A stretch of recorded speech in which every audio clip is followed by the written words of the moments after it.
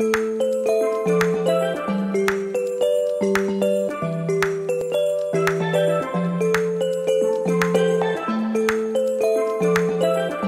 tracé du Paris-Nice 2021 est un tracé, je dirais, classique, puisqu'on retrouve à peu près tous les ingrédients qui font appel aux qualités des coureurs. Des courses de plat, où il y en aura un peu pour les sprinteurs, notamment lors de la première étape et puis sur l'étape qui amènera les coureurs à Bolène, dans la vallée du Rhône. Attention à ces étapes de plaine notamment, où le vent joue toujours un rôle déterminant. Il faudra se méfier de ne pas se faire piéger, pour ceux qui espèrent un bon classement général notamment.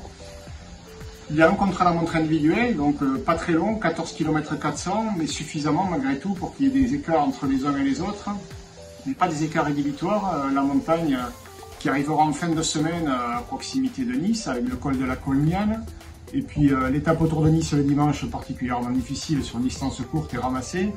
Ça permettra une course dynamique, et pour le coup, comme on le voit depuis quelques années déjà sur Paris-Nice, il va falloir être particulièrement incisif, jour après jour, toujours concentré, ne jamais se laisser avoir, jamais se faire piéger. Et puis surtout, un autre fait important, c'est qu'il y a ces bonifications sur chaque étape. En cours de route, 3, 2 et 1 seconde, et puis aux arrivées, 10, 6 et 4 pour les 3 premiers. Et à coup de seconde, on risque d'avoir un classement qui jusqu'au dernier moment reste indécis. Donc un parcours qui est en résumé équilibré et qui fera appel à des qualités de coureurs complets.